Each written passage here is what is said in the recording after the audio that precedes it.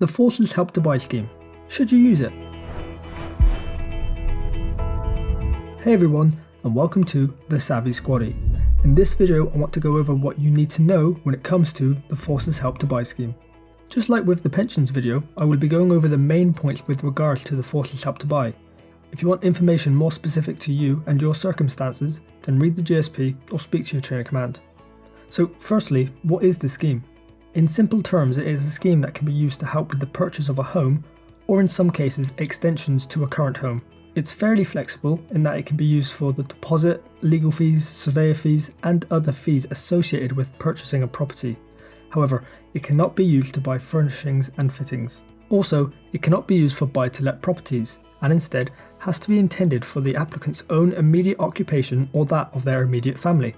It cannot be used to purchase a second home, and if you already own a home whilst applying, then that must be sold either before or on the day of purchasing the new home.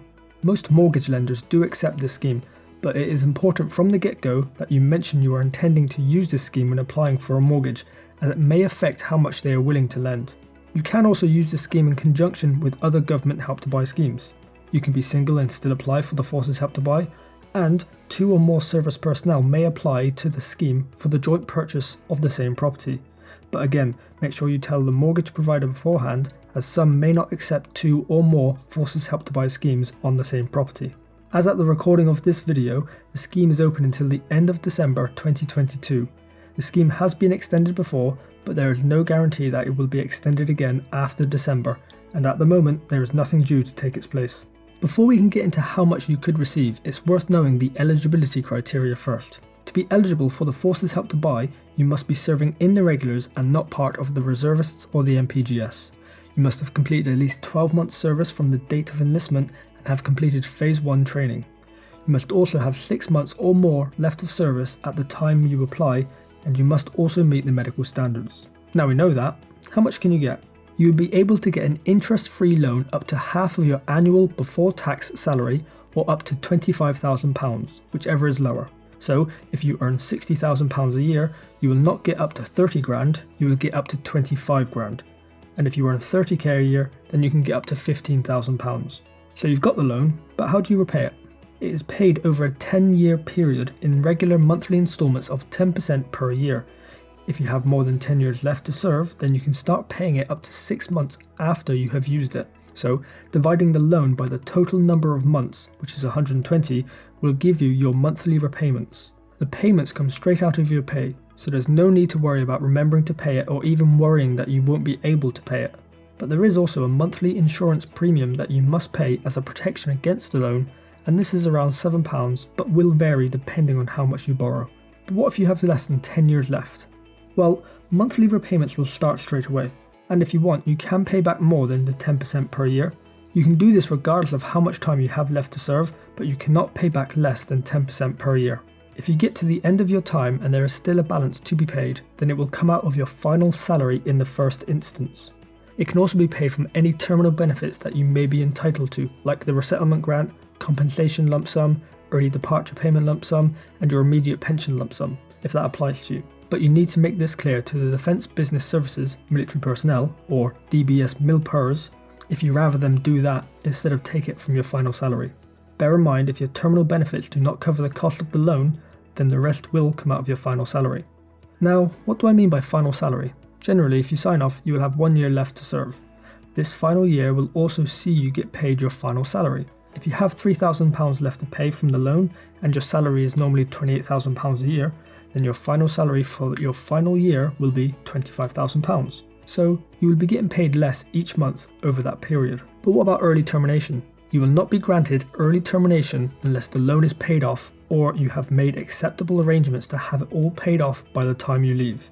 Essentially, you cannot leave the forces with an outstanding Forces Help to Buy loan. It must be cleared before you leave.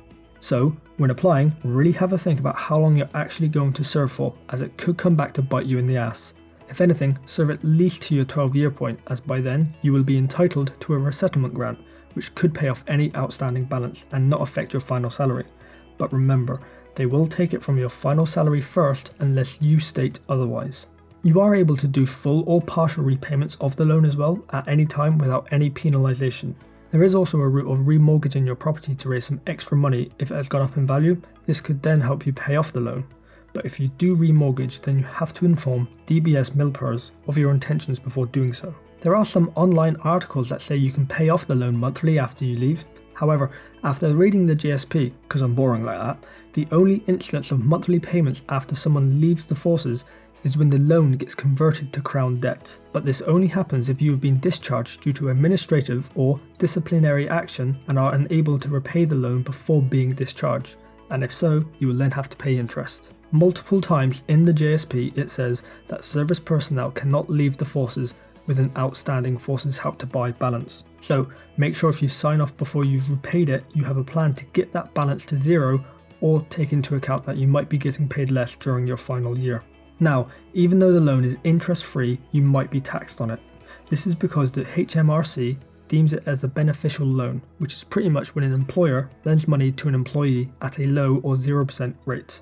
The tax is calculated off of the interest you would have paid had you been charged interest at the going rate as dictated by HMRC. You will have to pay tax if the total of all beneficial loans you have comes to over £10,000 in that tax year. If you have to pay it, then your pay-as-you-earn tax code will change accordingly. So, for example, Joe borrowed £12,000 with the scheme. His monthly repayments are £100. He also pays the insurance, which is £7 per month. Because he is over the £10,000 beneficial loan tax-free limit, he has to pay tax on this loan. Joe is a basic rate taxpayer, which is 20%. So the math to figure out the tax paid per month would be 0.2 or 20%, which is Joe's basic tax rate, multiplied by 0.02 or 2% interest rate as dictated by the HMRC for the 21-22 tax year, multiplied by 12,000, which is his Forces Help to Buy loan, and then divide all that by 12, and that will give you £4. So for the first year, Joe would pay roughly an extra £4 in tax each month. Few things to bear in mind though are that this number would decrease as Joe pays back his loan each month, but also Joe isn't far from that £10,000 tax-free cut-off, so after a year and 8 months he won't have to pay this tax anymore. Although it is an interest-free loan, there are situations where you will have to pay interest. The first one is where you sell the property that you purchased with the Help to Buy scheme and do not pay back the outstanding loan. This will be seen as a breach of regulations and you will have to pay interest on the remainder of the loan. If you do sell the property, then you must inform the Forces Help to Buy section of the DBS MilPers and pay back the rest of the loan. You can, however, transfer it to another qualifying property and everything will remain the same, no interest charges or change in monthly payment. But you must complete this transfer within 6 months of selling the original property, otherwise the outstanding balance will have to be paid in full. The other situation where you will have to pay interest on your loan is if you rent your property out. I know, one of the stipulations is that you can't use the loan for buy-to-let. However, if you buy a property and live there during your assignment and then get posted somewhere greater than 50 miles from that property, then you can apply for permission to rent that property out. If accepted, then you will pay interest on the loan. The interest is calculated on the amount of the loan outstanding at the end of each month at the HMRC official rate. The Forces Help to Buy section at DBS MilPers will do random spot checks, and if anyone is caught out and in breach of regulations, then interest charges will be applied and disciplinary or administrative action may be brought against that person. After all that, how can you apply? It's very simple. Fill out the Forces Help to Buy application form on the self-service portion of JPA. Ask clerks for help if it's needed. This needs to be done a minimum of 6 weeks before the expected purchase date. But in my experience, especially with the army, things rarely go smoothly, so I would suggest doing it as soon as you can. And remember, you need to inform your mortgage provider and solicitor that you intend on using this scheme before you apply for it. You will not see this money if you are accepted. It goes straight to your legal representative when it is required and they deal with it. You will never have that money in your bank. I also mentioned at the start that the loan can be used to extend or improve your existing property. This is only if there are extenuating circumstances. For example, if you needed to permanently accommodate an elderly or disabled close family member and perhaps an extra bedroom downstairs was needed. So, is the Forces Help to Buy scheme any good? In my eyes, yes, it is. It really is helpful for those that might struggle to save for a deposit or even those who want to stick down a larger deposit than needed, and it can be used for most of the fees associated with buying a property, not just the deposit. If you intend on carrying on in the military for the 10 years needed to pay it back, then no dramas, but it is important to actually have a plan if you do intend on leaving before it is paid off. Don't go into it with the idea that you will sign off a few years later and think it won't affect you financially. It will. Do not put yourself in a position where you are unable to put food on the table for your family because you signed off a couple of years after having the loan and now your monthly pay is cut drastically to pay off that loan. Let me know in the comments below if you plan on using the scheme this year before it ends, and if you've already used it, leave a comment below describing your experience of the whole process to help the other people looking into this scheme. Thank you all for watching. If you liked what you just saw, please hit the subscribe button up there, and if you want to see some more videos, click over there.